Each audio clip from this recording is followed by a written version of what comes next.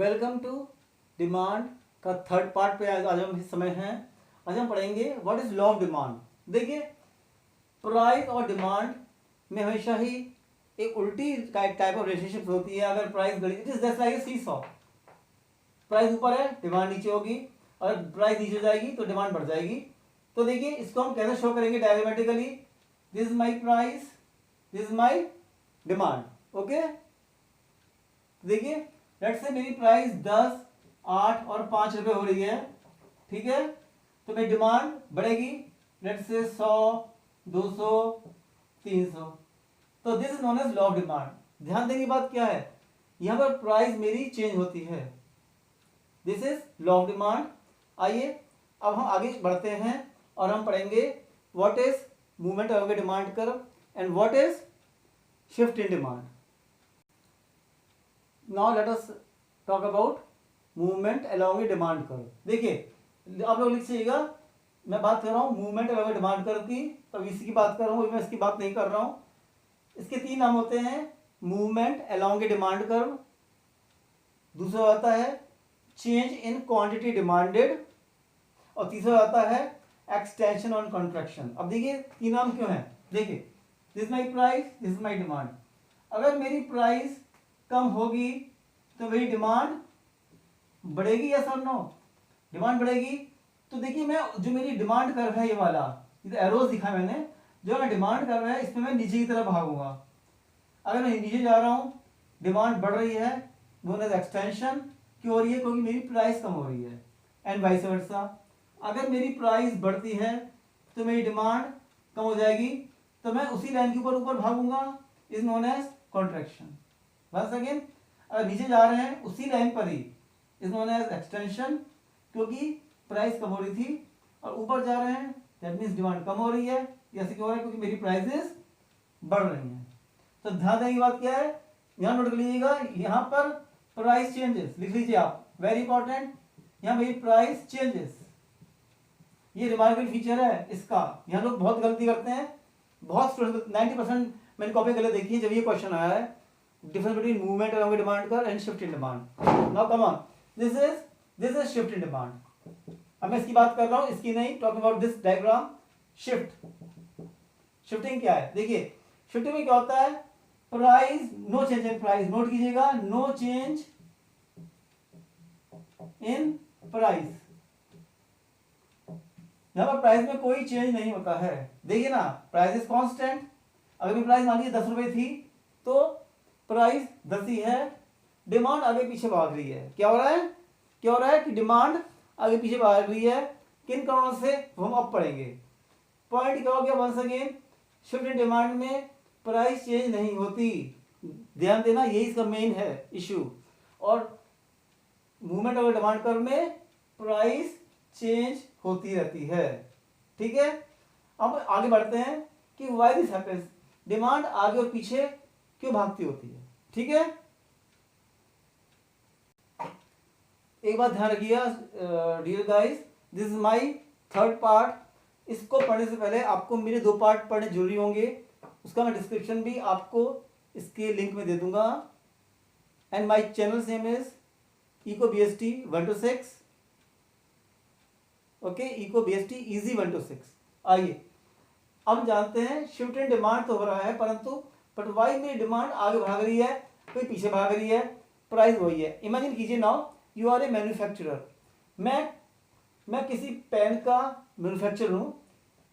अरे भाई, मेरी पेन की प्राइस तो 10 रुपए है, पर ये डिमांड आगे बढ़ जाती है, कभी मेरी डिमांड कम हो जाती है। ऐसे क्यों, मैंने प्राइस तो कोई चेंज नहीं की। Reasons are these, so these are the reasons why it's happening। इनकम, अगर लोगों की इनकम बढ़ रही है तो क्या होगा, they can demand more, they will demand more, पर प्राइस तो कोई चेंज नहीं हुई मेरी प्राइस की, मेरी पेन की प्राइस वही है, डिमांड बढ़ रही है।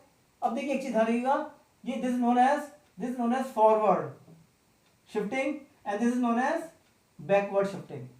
डिमांड इंक्रीज होगी, फॉरवर्ड कम होगी, बैकवर्ड शिफ्टिंग कहलाती है। सब्स्टिट्यूट्स, अब देखिए लेट अस से मैं बात कर रहा हूं उसमें कोक की, मैं कोक की बात कर रहा हूं, I am manufacturer of Coke. Substitutes price, अगर लिम्का के देखिए कोक की प्राइस है, ध्यान दीजिएगा, कोक का डिमांड कर रहा है। अगर लिम्का की प्राइस बढ़ती है तो क्या होगा, उसके ग्राहक यहाँ भागेंगे, और तो क्या होगा, कोक पे भागेंगे, तो कोक की डिमांड इंक्रीज हो जाएगी, फॉरवर्ड शिफ्ट हो जाएगी। ध्यान दें फिर से, कोक की प्राइस इज नॉट चेंज, क्योंकि नॉट चेंज है प्राइस, प्राइस कांस्टेंट है, इसलिए ये कहलाता है शिफ्टिंग वाला केस। ये कहलाता है शिफ्टिंग। ये सारे केस किसके हैं, ये सारे केस हैं भैया शिफ्टिंग के। ध्यान दीजिएगा। कॉम्प्लीमेंट्री, लेट्स से कोक से चलता है बर्गर, बर्गर के दाम घट रहे हैं, बर्गर के दाम कम हो रहे हैं, तो लोग कोक ज्यादा पियेंगे। अगेन मेरी कोक की डिमांड फॉरवर्ड हो रही है, और अगर बर्गर के दाम क्या हो रहे होंगे, बढ़ रहे होंगे, तो ये बैकवर्ड जाएगा, लोग फिर कोक कम पियेंगे क्योंकि लोग बर्गर कम खाएंगे। ठीक है। टेस्ट लोगों को अच्छा ना, लोगों को लगता है कि भैया कोक का टेस्ट, एक नया टेस्ट कोक का आ गया, मान लीजिए मैंने शो किया है, मैंने इंट्रोड्यूस कराया मार्केट में, नया फ्लेवर है कोई, पीपल लाइक माई टेस्ट, तो मेरी डिमांड बढ़ जाएगी। लोगों को टेस्ट अच्छा नहीं लगेगा तो मेरी डिमांड कम हो जाएगी। एक्सपेक्टेशंस हम ये सब पढ़ चुके हैं, उम्मीद है, आशा है। लोगों को लग रहा है कि आने वाले टाइम पर प्याज के दाम बढ़ेंगे तो अचानक डिमांड मेरी बढ़ जाएगी। अभी प्याज के दाम बढ़े नहीं है, लोगों को उम्मीद है, एक्सपेक्टेशंस हैं। अब देखिए इन पांचों केसेस में पॉइंट क्या है, इन पांचों केसेस में जो प्रोडक्ट था उसकी प्राइस वाज कांस्टेंट, उसकी प्राइस में कोई चेंज नहीं था। These are the reasons other than price के मारे ही शिफ्टिंग होती है। So guys, if you like my channel, please इसको लाइक जरूर करिएगा, लाइक बटन दबाइए, और नए हैं तो सब्सक्राइब कीजिए, ताकि आपको आने वाले फ्यूचर जितने मेरे चैप्टर्स के वीडियोस होंगे, नोटिफिकेशंस होंगे, वो आपको मिलते रहेंगे बिना किसी इंटरप्शन के। Now comes cross price effect. What is cross price effect? ये कहता है कि किसी एक प्रोडक्ट की प्राइस में चेंज होने पर दूसरे की डिमांड में क्या अंतर पड़ेगा।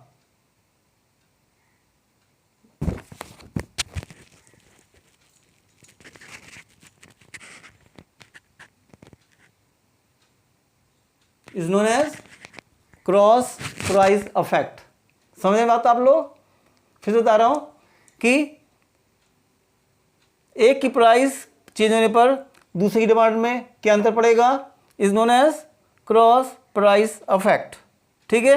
Let's say substitute goods, substitute के केस में क्या होगा, इसकी प्राइस बढ़ेगी, कोक की प्राइस बढ़ेगी तो लिम्का की डिमांड बढ़ेगी। कॉम्प्लीमेंट्री में क्या होगा, और एक की प्राइस बढ़ती है, लेट्स से ब्रेड की प्राइस बढ़ेगी तो बटर की डिमांड कम हो जाएगी, क्योंकि आप जान चुके होंगे सब्स्टिट्यूट के केस में एरोज में पॉजिटिव रिलेशनशिप होती है, घटते हैं बढ़ते हैं, पर कॉम्प्लीमेंट्री में दे मूव अपोजिट डायरेक्शंस में चलते हैं। ठीक है जी। हमारा चैप्टर ऑलमोस्ट कंप्लीट हो चुका है।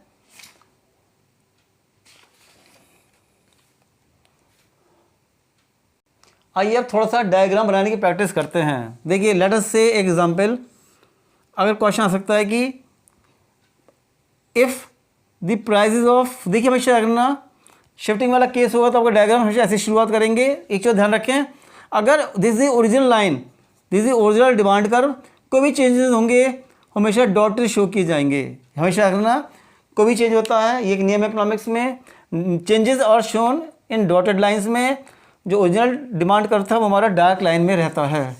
अब आइए एग्जाम्पल लेके चलते हैं। लेट अस से मैं कहता हूँ आपसे कि ये हमारी किसी ब्रेड का एक डायग्राम है, किसी ब्रेड फैक्ट्री का एक डायग्राम है, डिमांड कर्व है। हम कहते हैं अगर इसका कोई सब्स्टिट्यूट है, उसके प्राइसेस घट रहे हैं, तो इसका डिमांड कर्व पे क्या चेंजेस आएंगे। तो देखिए ध्यान दीजिएगा, सब्स्टिट्यूट के प्राइस की बात चल रही है, इसकी नहीं, इसकी प्राइसेस कांस्टेंट। अगर उसके सब्स्टिट्यूट्स के दाम लेट से बढ़ रहे हैं तो सारे ग्राहक यहाँ भागेंगे, तो इसकी डिमांड क्या हो जाएगी, आगे बढ़ जाएगी। You can make call it D1, एक केस। दूसरा केस आइए, लेट अस से हम कहते हैं कि कोक का डिमांड कर्व है और जिसका कॉम्प्लीमेंट्री है चिप्स, उनके दाम घट रहे हैं, उनके दाम कम हो रहे हैं। तो सोचिए दाम कम होंगे, कई चीज़ें साथ साथ चलती हैं, कॉम्प्लीमेंट्री हैं, उसके दाम कम हो रहे हैं तो ज़्यादा पी जाएगी, तो क्या होगी, इसकी प्राइस, इसकी डिमांड बढ़ जाएगी।